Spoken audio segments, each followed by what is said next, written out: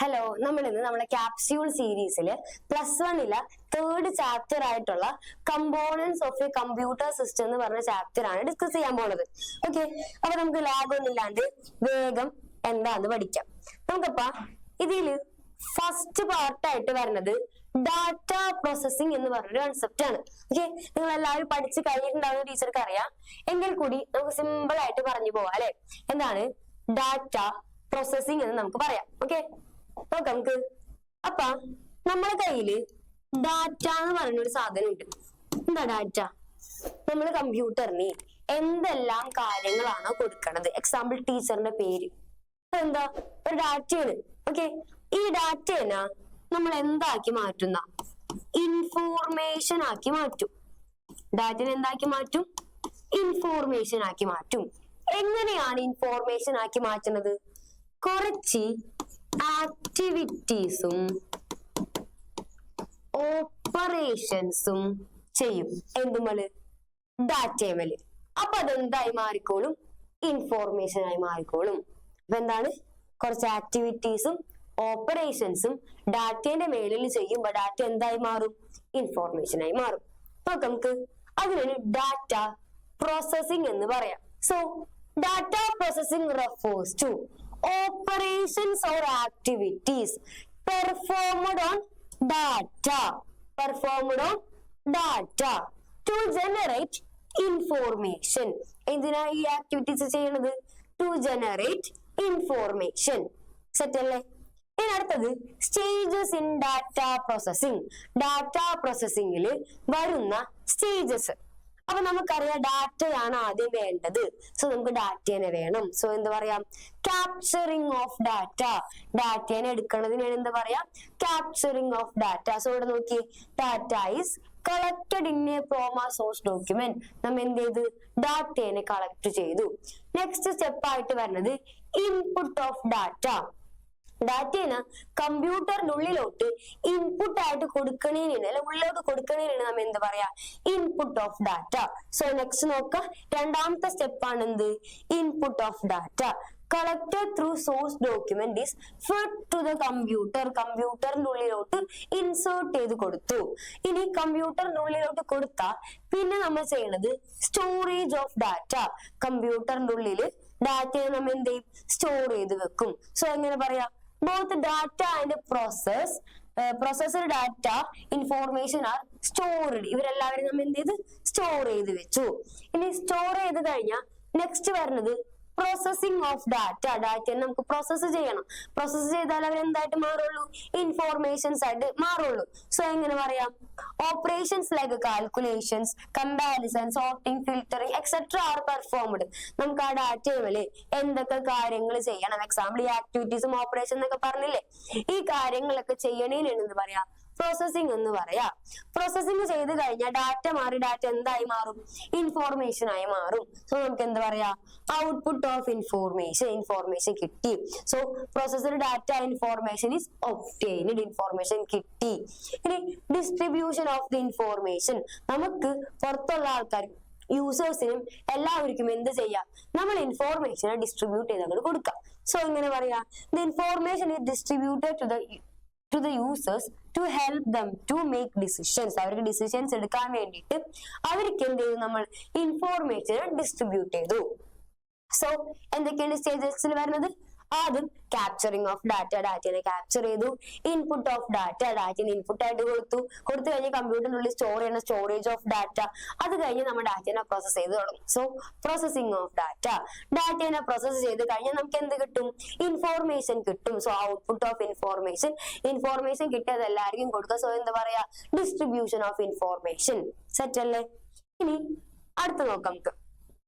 അടുത്തത് ഒരു കമ്പ്യൂട്ടർ സിസ്റ്റത്തിന്. ഇവിടെ നോക്കിയേ, എന്റെ കമ്പ്യൂട്ടറിനെ എനിക്ക് രണ്ടായിട്ട് ക്ലാസിഫൈ ചെയ്യാം.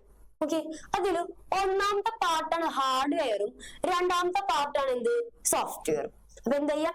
എനിക്കൊരു കമ്പ്യൂട്ടറിനെ രണ്ടായിട്ട് ഡിവൈഡ് ചെയ്യാം, ഹാർഡ്വെയർ ആയിട്ടും സോഫ്റ്റ്വെയർ ആയിട്ടും. അതാണ് നമ്മൾ ഇനി പഠിക്കാൻ പോണത്. അതിൽ ഫസ്റ്റ് പാർട്ടാണ് ഹാർഡ്വെയർ. എന്താണ് ഒരു ഹാർഡ്വെയർ? എനിക്കൊരു കമ്പ്യൂട്ടർ എടുത്തിട്ടുണ്ടെങ്കിൽ അതിൽ എന്തിനൊക്കെ കാണാൻ പറ്റുന്നുണ്ടോ, എന്തിനൊക്കെ തൊടാൻ പറ്റുന്നുണ്ടോ അവരെ എല്ലാവരെയും നമുക്ക് എന്ത് വിളിക്കാം? ഹാർഡ്വെയർസ് എന്ന് വിളിക്കാം. ഓക്കെ, എനിക്കൊരു കമ്പ്യൂട്ടർ എടുത്താൽ അതിൽ എന്തൊക്കെ സാധനം എനിക്ക് എന്റെ കയ്യിൽ എടുത്ത് ഇങ്ങനെ കിട്ടും, അതിനൊക്കെ നമുക്ക് എന്ത് വിളിക്കാം? അതിനൊക്കെ എന്ത് വിളിക്കാം? ഹാർഡ്വെയർ എന്ന് വിളിക്കാം. So tangible and visible parts of a computer, ഒരു കമ്പ്യൂട്ടറിന്റെ ഉള്ളിൽ ടാഞ്ചിബിൾസ് മീൻ ടച്ച് ചെയ്യാൻ പറ്റുന്നതും വിസിബിൾ കാണാൻ പറ്റുന്നതും ആയ parts of a computer are called എന്ത്? ഹാർഡ്വെയർ. ഇനി അതിൽ ഹാർഡ്വെയർസ് ഉള്ള ഒരാളാണ് പ്രൊസസർ, അല്ലെങ്കിൽ മൈക്രോ പ്രൊസസർ, അല്ലെങ്കിൽ CPU സെൻട്രൽ പ്രോസസിംഗ് യൂണിറ്റ് എന്നൊക്കെ നമുക്ക് പറയാം. ഓക്കെ, എന്താണ് നമുക്കറിയാം? ബ്രെയിൻ ഓഫ് ദ കമ്പ്യൂട്ടർ, കമ്പ്യൂട്ടറിന്റെ ബ്രെയിൻ ആണെന്ന് അറിയാം. ഓൾ മേജർ കാൽക്കുലേഷൻസും കമ്പാരിസൺസും മൊത്തം കമ്പ്യൂട്ടറിനെ കോർഡിനേറ്റ് ചെയ്യണതും പല രീതിയിൽ നിങ്ങൾക്ക് തിയറി ചെയ്തിന്റെ എന്തിന്റെ? പ്രൊസസറിന്റെ. നമുക്കറിയാം CPU ആണ് processor, brain of the computer ആണ്. അതൊന്നും ഇവിടെ എഴുതിയിട്ടില്ല. റെസ്പോൺസിബിൾ ഫോർ ഓൾ കമ്പ്യൂട്ടിംഗ്, എല്ലാ കമ്പ്യൂട്ടിങ്ങും എല്ലാ കമ്പാരിസണും എല്ലാ കാൽക്കുലേഷൻസും മൊത്തം കോർഡിനേഷൻ ചെയ്യാൻ വേണ്ടി നമുക്ക് ആരെ യൂസ് ചെയ്യാം? CPU യൂസ് ചെയ്യാം. ഞാൻ ഈ പറഞ്ഞ തിയറിൽ ഏത് നിങ്ങൾ എക്സ്പാൻഡ് ചെയ്ത് എഴുതിയാലും മതി. അപ്പൊ നമുക്ക് നോക്കിയാലോ, processor or CPU micro processor, ഇതൊക്കെ അതിന്റെ പേരാണ്. Processor, CPU, micro processor is responsible for all computing, എല്ലാ കമ്പ്യൂട്ടിങ്ങിനും. ആൻഡ് ഡിസിഷൻ മേക്കിംഗ് ഓപ്പറേഷൻ, നമുക്ക് എന്തൊക്കെ ഡിസിഷൻസ് ഉണ്ടാക്കുന്ന operations, and coordinates the working of the computer. അതുപോലെ തന്നെ എന്തും ചെയ്യും? കമ്പ്യൂട്ടറിന്റെ വർക്കിങ്ങിനെ കോർഡിനേറ്റും ചെയ്യും. ഇനി ഇവിടെ ഒരു എക്സാമ്പിൾ കൊടുത്തിട്ടുണ്ട്. പ്രൊസസറിന്റെ എക്സാമ്പിൾ ആണ് കൊടുത്തേക്കണ. Intel core i3, core i3, core i5, AMD, അതൊക്കെയാണ് നമ്മൾ എന്ത് പറയണത്? പ്രൊസസറിന്റെ എക്സാമ്പിൾ ആയിട്ട് പറയണത്. നിങ്ങൾ മെയിൻ ആയിട്ട് നോക്കേണ്ട ഒരു പാർട്ടാണ് ഈ പാർട്ട്. എന്ത്? Processor has 3 parts. പ്രൊസസറിന് എന്തുണ്ട്? 3 പാർട്സ് ആണുള്ളത്. ആരൊക്കെയാണ് നോക്കാം നമുക്ക്? Processor has 3 parts. ആരൊക്കെയാണ്? ALU. ALU എന്ന് വെച്ചാൽ അരിതമെറ്റിക് ലോജിക് യൂണിറ്റ്. പ്രൊസസറിന്റെ 3 പാർട്സിൽ ഒരാളാണ് ആര്? ALU, arithmetic and logic unit. പിന്നെ ഉള്ളതാണ് CU അല്ലെങ്കിൽ കൺട്രോൾ യൂണിറ്റ്. CU എന്താണ്? Control unit. ലാസ്റ്റ് ആണ് ആര്? രജിസ്റ്റേഴ്സ്. വരെ നമുക്ക് ഇനി എക്സ്പാൻഡ് ചെയ്ത് പഠിക്കാം. അതിൽ ALU arithmetic and logical unit എന്ന് പറഞ്ഞാല് ആ പേരിൽ തന്നെ ഉണ്ട്, അരിതമെറ്റിക്കലും ലോജിക്കലുമായിട്ടുള്ള ഓപ്പറേഷൻസ് ചെയ്യും. ഓക്കെ, അപ്പൊ നോക്കിക്കോ, എന്താ പറയാ? Performs all arithmetic and logical calculations. എന്താ ചെയ്യണത്? അരിതമെറ്റിക്കലും ലോജിക്കലുമായിട്ടുള്ള കാൽക്കുലേഷൻസ് ചെയ്യാൻ വേണ്ടി നമുക്ക് ആരെ യൂസ് ചെയ്യാം? ALU യൂസ് ചെയ്യാം. Next CU or control unit. എന്താ പറയാ? ആ പേര് തന്നെ, control unit. Controls the operations of all units. ഇപ്പൊ എക്സാമ്പിൾ നമുക്കൊരു കാര്യം ചെയ്യാം. അപ്പൊ നമുക്ക് നമ്മളെ വിങ്സ് എടുക്കാം. നമുക്ക് അറിയാം സജാമിസ് ആണ് നമ്മളെല്ലാവരും, ഇവിടുത്തെ എല്ലാ ടീച്ചേഴ്സിനെയും കൺട്രോൾ ചെയ്ത് കോർഡിനേറ്റ് ചെയ്തെടുത്ത ആളായിക്കോളൂ ആര്? സജാമിസ്. അതുപോലെ തന്നെ നമ്മളെ കമ്പ്യൂട്ടർ എടുക്കുകയാണെന്നുണ്ടെങ്കിൽ കമ്പ്യൂട്ടറിനുള്ളിൽ കുറെ ആൾക്കാരൊക്കെ ഉണ്ടാവൂലേ? ഇവരെല്ലാവരെയും കൺട്രോൾ ചെയ്ത് കോർഡിനേറ്റ് ചെയ്ത് നിർത്താൻ വേണ്ടിയുള്ള ആളാണ് ആര്? നമ്മളെ കൺട്രോൾ യൂണിറ്റ്. ഓക്കെ ആണോ? അപ്പൊ എങ്ങനെ പറയാ? Controls the operations of all other unit. ബാക്കിയുള്ള എല്ലാ യൂണിറ്റ്സിന്റെയും ഓപ്പറേഷൻസ് എല്ലാം കൺട്രോൾ ചെയ്യണതാണ് ആര്? Control unit. Okay, next registers. Important ആണ് രജിസ്റ്റേഴ്സ്. എപ്പോഴും ചോദിക്കാറുണ്ട് രജിസ്റ്റേഴ്സ് എന്താണെന്നുള്ളത്. ഞാൻ എന്തായാലും ക്വസ്റ്റ്യൻ പേപ്പറിൽ ഇടും ഈ ക്വസ്റ്റ്യൻ. എന്നാ രജിസ്റ്റേഴ്സ്? അത് നമുക്ക് പറയാം. രജിസ്റ്റേഴ്സ് എന്ന് വെച്ചിട്ടുണ്ടെങ്കിൽ ടെമ്പററി പീരീഡ് ഇല്ല അല്ലെ? എന്താ പറഞ്ഞേക്കണം? Temporary storage areas. അങ്ങനെ തന്നെ എഴുതണം. എന്താ പറയേണ്ടത്? Temporary registers. എന്താണ്? നമ്മുടെ കമ്പ്യൂട്ടറിന്റെ ഉള്ളില് എന്തെങ്കിലും ഒരു കാര്യം താൽക്കാലികമായി സ്റ്റോർ ചെയ്യണമെന്നുണ്ടെങ്കിൽ, ടെമ്പററി ആയിട്ട് സ്റ്റോർ ചെയ്യണമെന്നുണ്ടെങ്കിൽ നമുക്ക് ആരെ യൂസ് ചെയ്യാം? ഈ പറഞ്ഞ രജിസ്റ്റേഴ്സിനെ യൂസ് ചെയ്യാം. സോ എങ്ങനെ പറയാ? Registers are the temporary storage areas inside the CPU. എന്താ പറഞ്ഞേക്കണത്? Temporary storage areas inside the CPU ആണ് ആര്? നമ്മളെ registers. Inside the CPU speed up the execution of the program. പ്രോഗ്രാമിന്റെ എക്സിക്യൂഷൻ ഇവർ എന്ത് ചെയ്തോളൂ? സ്പീഡ് അപ്പ് ചെയ്തോളൂ. ഇനി ഇത്രയും പറഞ്ഞാൽ മതി. എന്ത്? Registers are the temporary storage areas inside CPU. ഇത്രയുള്ളൂ. ഇനി ഇമ്പോർട്ടന്റ് രജിസ്റ്റേഴ്സ് ഇൻസൈഡ് CPU. CPUന്റെ ഉള്ളിൽ ഇത് ഇമ്പോർട്ടന്റ് ആണ് കേട്ടോ. CPUന്റെ ഉള്ളിൽ അപ്പൊ ഇത് രണ്ട് ഇമ്പോർട്ടന്റ് ആണ്. രജിസ്റ്റേഴ്സ് ഇമ്പോർട്ടന്റ് ആണ്, അതുപോലെ തന്നെ CPUന്റെ ഉള്ളിലെ രജിസ്റ്റേഴ്സും ഇമ്പോർട്ടന്റ് ആണ്. അതിൽ ആദ്യത്തെ ആളാണ് അക്യുമുലേറ്റർ. അക്യുമുലേറ്റർ എന്ന് പറഞ്ഞിട്ടുണ്ടെങ്കിൽ അരിതമെറ്റിക് ഓപ്പറേഷൻസിന്റെയും ലോജിക്കൽ ഓപ്പറേഷൻസിന്റെയും റിസൾട്ട് സ്റ്റോർ ചെയ്ത് വെക്കും ആര്? അക്യുമുലേറ്റർ. അപ്പൊ നമുക്ക് എങ്ങനെ പറയാം? It is used to store എന്തൊക്കെ? Arithmetic and logic result. അത്രേ ഉള്ളൂ. അത് മെമ്മറി അഡ്രസ് രജിസ്റ്റർ, പേരിൽ തന്നെ ഉണ്ട് അഡ്രസ് രജിസ്റ്റർ. അപ്പൊ നമുക്ക് എങ്ങനെ പറയാൻ പറ്റും, മെമ്മറി അഡ്രസ് രജിസ്റ്റർ ആയതുകൊണ്ട് തന്നെ stores the address of the memory location. Memory location എന്ത് സ്റ്റോർ ചെയ്ത് വെക്കും? അഡ്രസ് സ്റ്റോർ ചെയ്ത് വെക്കും. ഇനി നെക്സ്റ്റ് നോക്കാം, മെമ്മറി ബഫർ രജിസ്റ്റർ. ബഫർ എന്ന് വെച്ചാൽ ഡാറ്റ എന്നാണ് അർത്ഥം. ബഫർ എന്ന് വെച്ചാൽ എന്താണ്? ഡാറ്റ എന്നാണ് അർത്ഥം. അതുകൊണ്ട് തന്നെ നമുക്ക് എന്ത് പറയാം? Holds the data. എന്താണ് ഹോൾഡ് ചെയ്യുക? എന്താണ് സ്റ്റോർ ചെയ്യുക? holds the data അല്ലെങ്കിൽ stores the data either to be read or write. നമുക്ക് റീഡ് ചെയ്യാനോ റൈറ്റ് ചെയ്യാനുള്ള ഡാറ്റ തന്നെ സ്റ്റോർ ചെയ്ത് വെക്കും. Next instruction register. ആ പേരിൽ തന്നെ എന്താണ്? Instruction register. സോ ആര് സ്റ്റോർ ചെയ്ത് വെക്കും? Instructions to be executed. ആര് സ്റ്റോർ ചെയ്ത് വെക്കും? It stores the instruction to be executed. ഇനി നെക്സ്റ്റ് പ്രോഗ്രാം കൗണ്ടർ അല്ലെങ്കിൽ PC. അത് നമ്മൾ സ്റ്റോർ ചെയ്ത് ശ്രദ്ധിക്കണം. Holds the address of the next instruction. അടുത്ത ഇൻസ്ട്രക്ഷന്റെ എന്ത് സ്റ്റോർ ചെയ്യും? അഡ്രസ് സ്റ്റോർ ചെയ്യും. മാറിപ്പോവരുത്. പ്രോഗ്രാം കൗണ്ടർ എന്ത് സ്റ്റോർ ചെയ്യും? അടുത്ത ഇൻസ്ട്രക്ഷന്റെ അഡ്രസ് ആണ് സ്റ്റോർ ചെയ്യുക. ഒരിക്കലും നെക്സ്റ്റ് ഇൻസ്ട്രക്ഷൻ എന്ന് എഴുതി വെക്കരുത്. നെക്സ്റ്റ് ഇൻസ്ട്രക്ഷൻ എന്ത് സ്റ്റോർ ചെയ്യും? അഡ്രസ് സ്റ്റോർ ചെയ്യും. ഓക്കെ, അപ്പൊ അക്യുമുലേറ്റഡ് അരിത്മെറ്റിക് ലോജിക് റിസൾട്ട്സിന്റെ റിസൾട്ട് സ്റ്റോർ ചെയ്യും. മെമ്മറി അഡ്രസ് രജിസ്റ്റർ അഡ്രസ് ആയതുകൊണ്ട് അഡ്രസ് സ്റ്റോർ ചെയ്യും. മെമ്മറി ബഫർ രജിസ്റ്റർ ബഫർ എന്ന് വെച്ചാൽ ഡാറ്റ സ്റ്റോർ ചെയ്യും. ഇൻസ്ട്രക്ഷൻ രജിസ്റ്റർ എന്ത് ചെയ്യും? Instruction to be executed store ചെയ്യും. പ്രോഗ്രാം കൗണ്ടർ എന്ത് സ്റ്റോർ ചെയ്യും? നെക്സ്റ്റ് ഇൻസ്ട്രക്ഷന്റെ അഡ്രസ് സ്റ്റോർ ചെയ്യും. അത്രേ ഉള്ളൂ. സിമ്പിൾ. എല്ലാം സിമ്പിൾ അല്ലേ? Next mother board. നമുക്ക് അറിയുന്ന കാര്യം എന്താണ് മദർ ബോർഡ്? ഒരു പ്രിന്റഡ് സർക്യൂട്ട് ബോർഡ് ആണ്. അപ്പൊ നിങ്ങളോട് ചോദിക്കാം, which is A PCB board? PCB means എന്താ? പ്രിന്റഡ് സർക്യൂട്ട് ബോർഡ് ആണ്. ആര്? Mother board. നമ്മളെ കമ്പ്യൂട്ടറിന്റെ ഉള്ളിലത്തെ എല്ലാ കമ്പോണൻസും കണക്ട് ചെയ്ത് വെച്ചേക്കുന്ന ഒരു വലിയ ബോർഡാണ് എന്ത്? Mother board. ഓക്കെ, അപ്പൊ എങ്ങനെ പറയാം? A mother board is A printed circuit board which all major components of a computer are connected. ഒരു കമ്പ്യൂട്ടറിന്റെ ഉള്ളിലത്തെ എല്ലാ മേജർ കമ്പോണൻസും കണക്ട് ചെയ്ത് വെച്ചേക്കുന്നതാണ് ആരും? മദർ ബോർഡും. അത്രേ ഉള്ളൂ. Next memory. മെമ്മറി എന്തിനുള്ളേക്ക് മെമ്മറി? നമ്മൾക്ക് സ്റ്റോർ ചെയ്യാനായിട്ട്. ആരെ സ്റ്റോർ ചെയ്യാനായിട്ട്? ഡാറ്റേനെയും ഇൻസ്ട്രക്ഷൻസിന്റെ എല്ലാത്തിനെയും ടെമ്പററിയോ അല്ലെങ്കിൽ പെർമനന്റോ ആയിട്ട് സ്റ്റോർ ചെയ്യാൻ വേണ്ടി യൂസ് ചെയ്യണതാണ് ആരാ? മെമ്മറീനെ. ഓക്കെ അല്ലേ? അപ്പൊ നമുക്ക് എന്ത് പറയാ? Memory is used to store data and instruction temporarily or permanently. Temporary ആയിട്ടോ പെർമനന്റ് ആയിട്ടോ ഡാറ്റയെയും ഇൻസ്ട്രക്ഷനെയും സ്റ്റോർ ചെയ്യാൻ. ഇനി നമ്മളെ മെമ്മറീനെ രണ്ടായിട്ട് ക്ലാസിഫൈ ചെയ്തിട്ടുണ്ട്. ആരൊക്കെ ആയിട്ടാണെന്നറിയോ? ഒന്ന് പ്രൈമറി മെമ്മറിയും, രണ്ട് സെക്കൻഡറി മെമ്മറിയും. എന്തൊക്കെയായിട്ടാണ്? പ്രൈമറി മെമ്മറിയും സെക്കൻഡറി മെമ്മറിയുമായിട്ട്. നമുക്കതിൽ പ്രൈമറി മെമ്മറി ആരാന്ന് പഠിക്കാം. ഓക്കെ, നമ്മള് പ്രൈമറി മെമ്മറി എന്ന് പറഞ്ഞാല് ഡാറ്റയെയും അപ്ലിക്കേഷൻസിനെയും ടെമ്പററി ആയിട്ട് സ്റ്റോർ ചെയ്യാൻ വേണ്ടി ആരെ യൂസ് ചെയ്യാം? പ്രൈമറി മെമ്മറി യൂസ് ചെയ്യാം. അപ്പൊ എങ്ങനെയാ പറഞ്ഞത്? ഡാറ്റയെയും അപ്ലിക്കേഷനെയും ടെമ്പററി ആയിട്ട് സ്റ്റോർ ചെയ്യാൻ ആരെ യൂസ് ചെയ്യാം? പ്രൈമറി മെമ്മറി യൂസ് ചെയ്യാം. പ്രൈമറി മെമ്മറിയിൽ വരുന്ന ആൾക്കാരാണ് ആരൊക്കെ? RAM, ROM, cache. അപ്പൊ നിങ്ങളോട് പ്രൈമറി മെമ്മറിനെ കുറിച്ച് ഒരു ചെറിയ ഷോർട്ട് നോട്ട് എഴുതാൻ പറഞ്ഞാൽ ആരൊക്കെ കുറിച്ച് എഴുതണം? റാമിനെ കുറിച്ച് എഴുതണം, റോമിനെ കുറിച്ച് എഴുതണം, ക്യാഷിനെ കുറിച്ച് എഴുതണം. നമുക്കപ്പോ ഇവരൊക്കെ പഠിക്കാം. First classification, comparison between RAM and ROM important. RAM and ROM important ആണ്. അപ്പൊ എങ്ങനെ പറയാം? റാം എങ്ങനെയാണ്? RAM is faster than ROM. RAM എപ്പോഴും എന്തായിരിക്കുള്ളൂ? റോമിനെക്കാട്ടിലും കുറച്ച് ഫാസ്റ്റർ ആണ് പുള്ളിക്കാരൻ. ഇനി റോം നോക്കാം. It is A slower memory. അതാണ് ഭയങ്കര സ്ലോ ആണ്. പക്ഷെ റാം ആണെങ്കിലോ ഫാസ്റ്റർ മെമ്മറിയാണ്.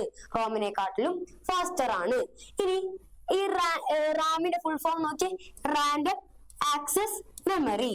റോമിന്റെ ഫുൾ ഫോം നോക്കിയേ, റീഡ് ഓൺലി മെമ്മറി. നെക്സ്റ്റ് ഇവിടെ നോക്കിയേ, റാമില് stores operating system, application program and data temporarily. എന്ത് ചെയ്യും?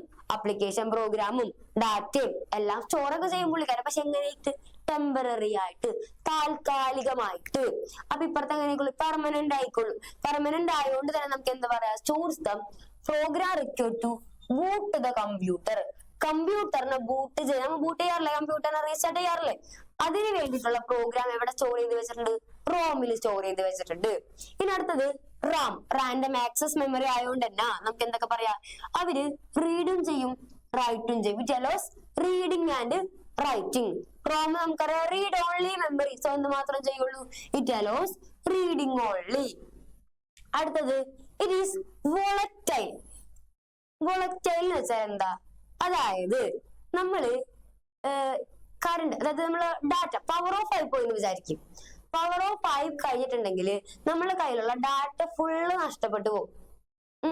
അതിനാണ് വോളറ്റൈൽ എന്ന് പറയും. ഓക്കെ, അപ്പൊ എങ്ങനെ പറയാ? It will lose the data. അത് ഡാറ്റനെ ലോസ് ആവും എപ്പ? If the power is turned of. Power of ആക്കി കഴിഞ്ഞാൽ ഡാറ്റ ഫുൾ അങ്ങോട്ട് ലോസ് ആയി പോകും. അതിനാണ് നമ്മൾ എന്ത് പറയാ? വോളറ്റൈൽ എന്ന് പറയാം. അടുത്തത് ROM. It is slower memory എന്ന് നമ്മൾ പറഞ്ഞു. അത് നോൺ വോളറ്റൈൽ ആണ്. അതായത് നമ്മള് പവർ ഓഫ് ചെയ്താലും ഡാറ്റ എങ്ങും പോകില്ല, അവിടെ തന്നെ ഉണ്ടാവും. സോ എന്താ പറയാ? Keeps the data even the power is turned of. Power turn of ചെയ്താലും ഡാറ്റ അവിടെ തന്നെ കിടക്കാണ്ടാവും. ഇനി അടുത്ത ഡിഫറെന്റ് ടൈപ്സ് ഓഫ് റോംസ് ആണ്. റോംസ് ആരൊക്കെയാണുള്ളത്? അതിലാദ്യം P ROM means programmable ROM. E P ROM means electrically erasable programmable ROM. ഒരു electrically കൂടുതൽ വന്നിട്ട് ഒരു ഇ കൂടുതൽ വന്ന് അടുത്തത് ഇ പി റോം. വീണ്ടും ഒരു ഇ കൂടി വന്നപ്പോ എന്താ ചെയ്യാ? Electrically erasable programmable ROM. Electricity use ചെയ്ത് ഇറേസ് ചെയ്ത് യൂസ് ചെയ്യാൻ പറ്റിയ പ്രോഗ്രാമബിൾ റോം. ഓക്കെ, ടൈപ്സ് പഠിച്ചു വെക്കണം. അടുത്തത് ക്യാഷ്. പ്രൈമറി മെമ്മറിൽ റാം ഉണ്ട്, റോം ഉണ്ട്, ക്യാഷ് ഉണ്ട്. മൂന്നാമത്തെ ആള് ക്യാഷ് പഠിക്കാൻ പോകട്ടോ. അപ്പൊ നമുക്ക് ടീച്ചർ ഒരു ഫിഗർ വരച്ചടിച്ചരാം. ഇപ്പൊ എനിക്ക്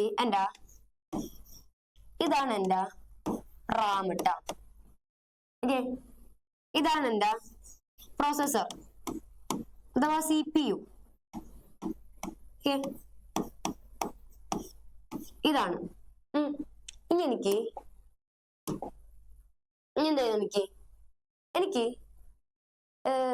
എന്തെങ്കിലും കാര്യങ്ങള് നമുക്കറിയാം, ഡാറ്റ മൊത്തം സ്റ്റോർ ചെയ്ത് വെച്ചേക്കുന്നത് റാമിന്റെ ഉള്ളിലാണ്. കാര്യങ്ങളൊക്കെ ചെയ്യണത് പ്രോസസ്സറുമാണ്. അപ്പൊ എനിക്ക് പെട്ടെന്ന് ഒരു ദിവസം എന്തെങ്കിലും ഒരു ഡാറ്റ ആവശ്യമുണ്ടെന്നുണ്ടെങ്കിൽ ഈ പ്രോസസ്സർ റാമിന്റെ അടുത്ത് പോയിട്ട് ഡാറ്റ എടുത്തിട്ട് തിരിച്ച് പ്രോസസ്സറിന്റെ അടുത്തേക്ക് വരണം. ഓഹ്, എന്തൊരു പണിയാണല്ലേ, എന്തൊരു പണിയാണ്. അപ്പൊ ഞാൻ എന്ത് ചെയ്യുന്നറിയോ? ഇതിന്റെ ഇടയിൽ ഒരു പുതിയൊരു മെമ്മറി ഉണ്ടാക്കും. നമുക്ക് പുതിയൊരു മെമ്മറി ഉണ്ടാക്കും. അതിന്റെ പേരാണ്, കാണില്ല അല്ലെ? പുതിയൊരു മെമ്മറി ഉണ്ടാക്കും. അതിന്റെ പേരാണെന്ത്? ഇതിന്റെ പേരാണെന്ത്? ക്യാഷ്. അപ്പൊ എന്താ ടീച്ചർ പറഞ്ഞത്? ഒന്നുകൂടെ പറഞ്ഞുതരാം. എനിക്ക് ആരൊക്കെയുള്ളത്? റാമും ഉണ്ട്. ഓക്കെ, നമ്മളെ മെയിൻ മെമ്മറി ആയിട്ടുള്ള റാമും ഉണ്ട്. പിന്നെ നമ്മളെ CPU, അതായത് നമ്മളെ പ്രോസസ്സറും ഉണ്ട്. അപ്പൊ പെട്ടെന്ന് ഒരു ദിവസം എനിക്ക് എന്തെങ്കിലും ഒരു കാര്യം ചെയ്യണം എന്നുണ്ടെങ്കിൽ, ഡാറ്റന് ആവശ്യമുണ്ടെന്നുണ്ടെങ്കിൽ പ്രോസസ്സറിന് റാമിന്റെ അടുത്ത് പോയിട്ട് അതെടുത്തിട്ട് വേണം തിരിച്ച് വരാനായിട്ട്. സോ ഭയങ്കര പണിയല്ല, എത്രയും ദൂരം അത് ട്രാവൽ ചെയ്യണം. അപ്പൊ നമ്മൾ എന്ത് ചെയ്യുന്നറിയോ? ഒരു പുതിയൊരു ചെറിയ മെമ്മറിനെ ഇൻട്രൊഡ്യൂസ് ചെയ്യും. ഇതാണ് എന്റെ പുതിയ മെമ്മറി. അതിന്റെ പേരാണ് ക്യാഷ്. അപ്പൊ എനിക്ക് എന്ത് ചെയ്താൽ മതി? എപ്പോഴെപ്പോഴും ചില സാധനങ്ങൾ എനിക്ക് എപ്പോഴെപ്പോഴും ആവശ്യമുണ്ട്. ഈ എപ്പോഴെപ്പോഴും വേണ്ട ആൾക്കാർ എനിക്ക് പ്രോസസ്സറിന് ഈ ക്യാഷിന്റെ ഉള്ളിൽ പോയിട്ട് എടുത്താൽ മതി, എന്നിട്ട് തിരിച്ചു വന്നാൽ മതി. എവിടെ വരെ പോകണ്ട, റാം വരെ പോയി സമയം കളയേണ്ട കാര്യമില്ല, പെട്ടെന്ന് ആക്സസ് ചെയ്ത് എടുക്കാൻ പറ്റും. അപ്പൊ നമുക്ക് ഈ ക്യാഷിന്റെ ഉള്ളിൽ എനിക്ക് ഏത് നേരവും ആവശ്യമുള്ള ഡാറ്റേനെ ക്യാഷിന്റെ ഉള്ളിൽ സ്റ്റോർ ചെയ്ത് വെക്കാം. അത് റാമിന്റെ ഉള്ളിൽ വെക്കണ്ട, ഇവിടെ നിന്ന് എടുത്താൽ പോരെ, അതിന് വേണ്ടിയിട്ട്. ഓക്കെ, അപ്പൊ നമുക്ക് എന്ത് പറയാം നോക്കിയേ? എവിടെ ഇരിക്കുന്നത്? ക്യാഷ് ഇൻ ബിറ്റ്വീൻ പ്രോസസറിന്റെ റാമിന്റെ നടുക്ക്. അപ്പൊ നോക്കിയേ, cache is a small and fast memory between processor and RAM. സ്മോളും ഫാസ്റ്റും ആയിട്ടുള്ള memory in between processor and RAM. ഇനി frequently accessed data and instructions are stored in cache memory for quick access. Quick ആക്സസിന് വേണ്ടി, അതായത് പെട്ടെന്ന് കിട്ടാൻ വേണ്ടിയിട്ട് ഫ്രീക്വൻലി ആക്സസ്ഡ് മെമ്മറി, എപ്പോഴും എടുക്കണ മെമ്മറീസ് എവിടെ കൊണ്ട് സ്റ്റോർ ചെയ്യും? ക്യാഷിനെ കൊണ്ട് സ്റ്റോർ ചെയ്യും. അപ്പൊ നമുക്ക് പെട്ടെന്ന് വന്നെടുത്ത് അങ്ങോട്ട് പോവാം. ഇനി അടുത്തത്, cache is faster than RAM. റാമിനെക്കാട്ടിലും ഫാസ്റ്റർ ആണ് ആര്? ക്യാഷ്. പക്ഷെ cache is more expensive than RAM. റാമിനെക്കാളും എക്സ്പെൻസീവ് ആണ് ആര്? ക്യാഷ്. അത്രേ ഉള്ളൂ. അടുത്തത്, ഒരു കമ്പ്യൂട്ടർ മെമ്മറി ഹൈറാർക്കിയാണ് പഠിക്കാൻ പോകുന്നത്. ഇത് പഠിച്ചാൽ നിങ്ങൾക്ക് കുറെ ക്വസ്റ്റ്യൻസ് ചെയ്യാൻ പറ്റും. നോക്കിയേ, ഫസ്റ്റ് വന്നത് രജിസ്റ്റേഴ്സ്, പിന്നെ ക്യാഷ്, റാം, ഹാർഡ് ഡിസ്ക്. അടിക്ക് വരുന്തോറും ഇവരെ സൈസ് കൂടിയല്ലേ വരണ, ഗുണ്ടുമണികളായിട്ടല്ലേ വന്നുകൊണ്ടിരിക്കുന്നത്. സോ അടിക്ക് വരുന്തോറും ഇവരെ സൈസ് കൂടും. സൈസ് കൂടുമ്പോ നോക്കി ഇയാള് വലിയൊരു മനുഷ്യരാണ്, അതുകൊണ്ട് തന്നെ ഇയാളുള്ളിൽ കുറെ ആൾക്കാർക്ക് സ്റ്റോർ ചെയ്ത് വെച്ചൂടെ. സോ നമുക്ക് എന്ത് പറയാം, സൈസ് കൂടുന്തോറും അവരെ എന്ത് കൂടിക്കൊണ്ടിരിക്കും, സ്റ്റോറേജ് കൂടിക്കൊണ്ടിരിക്കും, അഥവാ സ്പേസ് കൂടിക്കൊണ്ടിരിക്കും. ഇനി മേലോട്ട് പോകുന്തോറും നോക്കിയേ, മേലോട്ട് പോകുന്തോറും എങ്ങനെ കാണാൻ പറ്റുന്നുണ്ട് നിങ്ങൾക്ക്, സ്റ്റോറേജ് അല്ലെങ്കിൽ സ്പേസ് ആണ് ഇവിടെ കൂടണത്. സൈസ് കൂടുന്തോറും നമുക്ക് സ്റ്റോർ ചെയ്യാനുള്ള കപ്പാസിറ്റി കൂടിക്കൊണ്ടിരിക്കും. എന്താ കൂടുന്നത്, സ്റ്റോറേജ് അല്ലെങ്കിൽ കപ്പാസിറ്റി അല്ലെങ്കിൽ സ്പേസ് ആണ് എന്ത് ചെയ്യാ, കൂടിക്കൊണ്ടിരിക്കുന്നത്. ഇനി അടിക്ക് വരുന്തോറും എന്താ സംഭവിച്ചുകൊണ്ടിരിക്കണം നോക്കിയേ, അടിക്ക് വരുന്നൊരു സ്ഥലം കൂടിക്കൊണ്ടിരിക്കണ്. ഇനി മേലോട്ട് പോകുന്തോറും എന്ത് കൂടും, അവരെ സൈസ് കുറഞ്ഞോണ്ടിരിക്കണ്. അപ്പൊ നമുക്കറിയാം ഒരു ചെറിയൊരാളാലോ, ഒരു കുഞ്ഞാളാണ് എന്നെ പോലത്തൊക്കെ, അപ്പൊ അയാൾക്ക് നന്നായിട്ട് സ്പീഡിലോട്ട് പോകൂടെ. അതുപോലെ തന്നെ മേലോട്ട് വരുന്തോറും സൈസ് ഒക്കെ കുറഞ്ഞുകൊണ്ടിരിക്കുകയാണ് പുള്ളിക്കാരൻ, അപ്പൊ വേഗം പറന്നു പോവാ. അപ്പൊ എന്ത് കൂടും, സ്പീഡ് കൂടും. മേലോട്ട് പോകുന്തോറും ആര് കൂടും, സ്പീഡ് കൂടും. അപ്പൊ നമുക്കറിയാം ഏറ്റവും സ്പീഡ് ഉള്ളതായിരിക്കും ആയിക്കുള്ളൂ രജിസ്റ്റേഴ്സ്, അത് കഴിഞ്ഞ് ക്യാഷ്, പിന്നെ റാം, പിന്നെ ഹാർഡ് ഡിസ്ക്. ഏറ്റവും സ്റ്റോറേജ് ഉള്ളതായിരിക്കും ആയിക്കുള്ളൂ hard disk, RAM, cache, registers. അടിക്ക് വരുന്നോറും എന്താണ് കൂടി വരാം, സ്റ്റോറേജ്. ഏറ്റവും കൂടുതൽ സ്റ്റോറേജ് ആയിരിക്കാണ് ഹാർഡ് ഡിസ്ക്, ഏറ്റവും കുറവ് സ്റ്റോറേജ് ആയിരിക്കാണ് രജിസ്റ്റേഴ്സ്. സോ ഇത് അസെൻഡിങ് ഓർഡറിലും ഡിസെൻഡിങ് ഓർഡറിലും എഴുതാനായിട്ട് ചോദിക്കും. നെക്സ്റ്റ് ഭയങ്കര ഇമ്പോർട്ടന്റ് ടോപ്പിക് ആണ് ഇ വേസ്റ്റ്. ഓക്കെ, അപ്പൊ നമുക്ക് നോക്കാം എന്താണ് ഇ വേസ്റ്റ്. അതായത് നമ്മൾ ഇലക്ട്രോണിക് പ്രൊഡക്ട്സ് ചീത്തായി കയ്യിലുണ്ടെങ്കിൽ, അതായത് അവരെ യൂസ്ഫുൾ ലൈഫ് ടൈം കഴിഞ്ഞു കഴിഞ്ഞാല് അതിനെ നമുക്ക് എന്ത് വിളിക്കാം, ഇ വേസ്റ്റ് എന്ന് വിളിക്കാം. സോ എങ്ങനെ പറയാ, e waste refers to electronic products. E waste എന്താ, electronic products nearing the end of their useful life time. അവരെ യൂസ്ഫുൾ ലൈഫ് ടൈമിന്റെ എൻഡിലോട്ട് എത്തി. ഇപ്പൊ ടീച്ചറുടെ കയ്യില് ഒരു കമ്പ്യൂട്ടർ ഉണ്ട്, പെട്ടെന്ന് ഒരു ദിവസം ആ കമ്പ്യൂട്ടർ അങ്ങോട്ട് ചീത്തായി പോയി, അതിന്റെ യൂസ്ഫുൾ ലൈഫ് ടൈം കഴിഞ്ഞു, പിന്നെ അതെന്തായി മാറും, ഇ വേസ്റ്റ് ആയി മാറും. സോ എന്ത് പറയാ, e waste refers to electronic products nearing the end of their useful life time. Example നോക്കി, discard computers, mobile phone, television sets etcetera. ശ്രദ്ധിക്കണം, ഡിസ്കാർഡ് ചീത്തയായിട്ടുള്ള. അടുത്തത് ഇ വേസ്റ്റ് ഡിസ്പോസൽ മെത്തേഡ്സ് ആണ്. അതായത് ഇ വേസ്റ്റ് എങ്ങനെ നമുക്ക് ഡിസ്പോസ് ചെയ്യാം. അതിൽ ആദ്യം വരുന്നതാണ് റീയൂസ്. റീയൂസ് എന്ന് പറഞ്ഞാല് എന്റെ കയ്യിൽ ഒരു കമ്പ്യൂട്ടർ ഉണ്ട്, അത് ഞാൻ എന്ത് ചെയ്ത് വേറൊരാൾക്ക് ഷെയർ ചെയ്ത് കൊടുത്തു, അപ്പൊ അത് റീയൂസ് രണ്ടാമത് അയാൾ എടുത്ത് യൂസ് ചെയ്യാണ്. So refers to second hand use. Second hand ആയിട്ട് ഇലക്ട്രോണിക് പ്രൊഡക്ട്സിനെ യൂസ് ചെയ്യുന്നതിന് എന്ത് പറയാ, റീയൂസ് എന്ന് പറയാ. അടുത്തത് ഇൻസിനറേഷൻ. ഇൻസിനറേഷൻ എന്ന് വെച്ചിട്ടുണ്ടെങ്കിൽ നമ്മൾ ഇലക്ട്രോണിക് പ്രൊഡക്ട്സിനെ ഹൈ ടെമ്പറേച്ചറിൽ കത്തിക്കാം. ചീത്തായി കഴിഞ്ഞാല് ഇലക്ട്രോണിക് പ്രൊഡക്ട്സിന് ഹൈ ടെമ്പറേച്ചർ നമ്മൾ എന്ത് കത്തിക്കും, അതിനാണ് എന്ത് പറയാ, ഇൻസിനറേഷൻ എന്ന് പറയാ. It is the combustion process. കത്തിക്കണേനാണ് നമ്മൾ എന്ത് പറയാ, കമ്പഷൻ പ്രോസസ് എന്ന് പറയാ. In which e waste is burned at high temperature. അടുത്തത് റീസൈക്ലിംഗ് ആണ്. റീസൈക്ലിംഗ് എന്ന് പറഞ്ഞിട്ടുണ്ടെങ്കിൽ പഴയ പ്രൊഡക്ട്സിൽ നിന്ന് പുതിയ പ്രൊഡക്ട്സ് ഉണ്ടാക്കണേനാണ് നമ്മൾ എന്ത് പറയാ, റീയൂസ് എന്ന് പറയാ. സോ എങ്ങനെ പറയാ, the process of making new products from older products. പഴയ പ്രൊഡക്ട്സിൽ നിന്ന് പുതിയ പ്രൊഡക്ട്സ് ഉണ്ടാക്കണേനാണ് എന്ത് പറയാ, റീസൈക്ലിംഗ് എന്ന് പറയാ.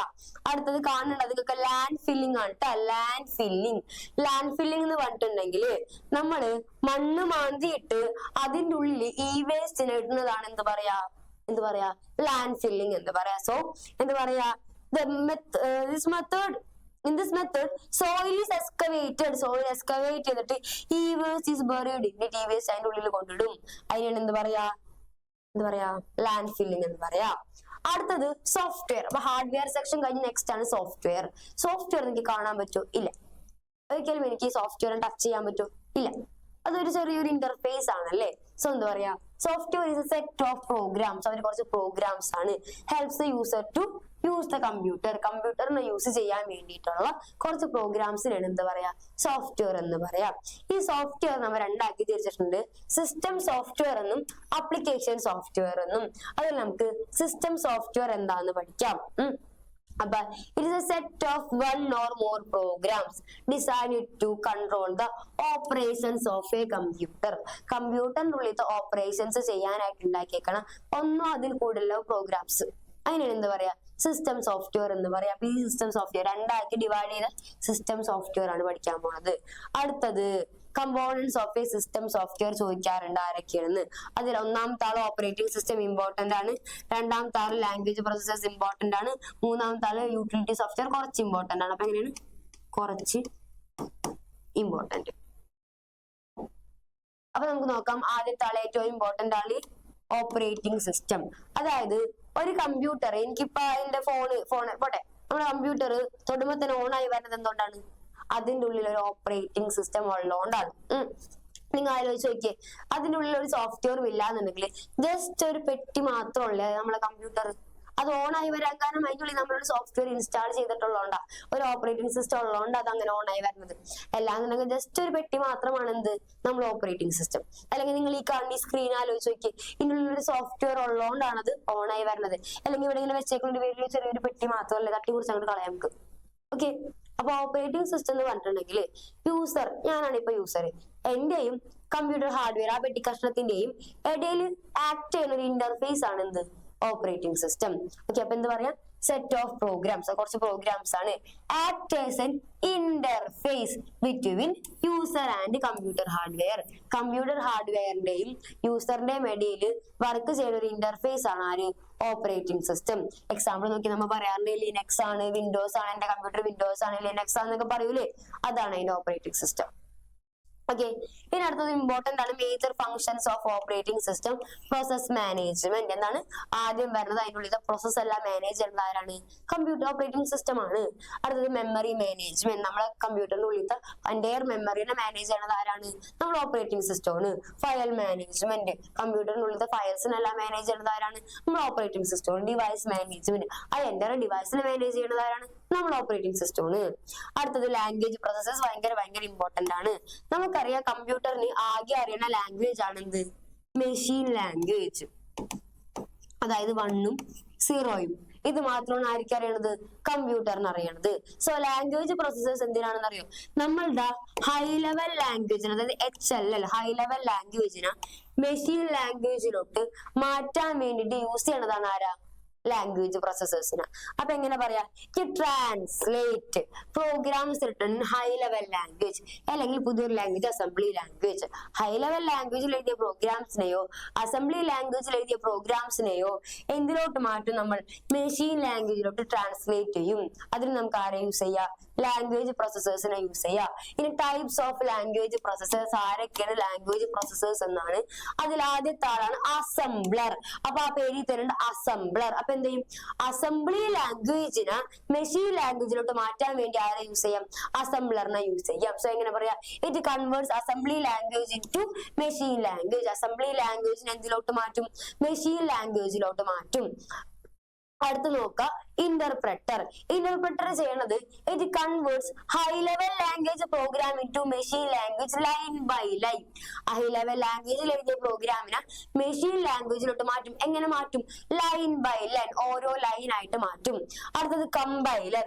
It converts whole high level language program, അതായത് കംപ്ലീറ്റ് ഹൈ ലെവൽ ലാംഗ്വേജ് പ്രോഗ്രാമിനെ മെഷീൻ ലാംഗ്വേജിലോട്ട് മാറ്റും. അറ്റ് എ ടൈം, ഒറ്റയടിക്ക് മാറ്റും. ഇവിടെ ലൈൻ ബൈ ലൈൻ ആയിട്ടായിരുന്നു, ഇവിടെ ഒറ്റയടിക്ക് മാറ്റും. മാറ്റും ആര് കമ്പൈലർ. ഈ രണ്ട് ടൈപ്പ് ഓഫ് ലാംഗ്വേജ് നമ്മൾ ഇപ്പൊ പഠിച്ചായിരിക്കുന്നു ലോ ലെവൽ ലാംഗ്വേജും ഹൈ ലെവൽ ലാംഗ്വേജും.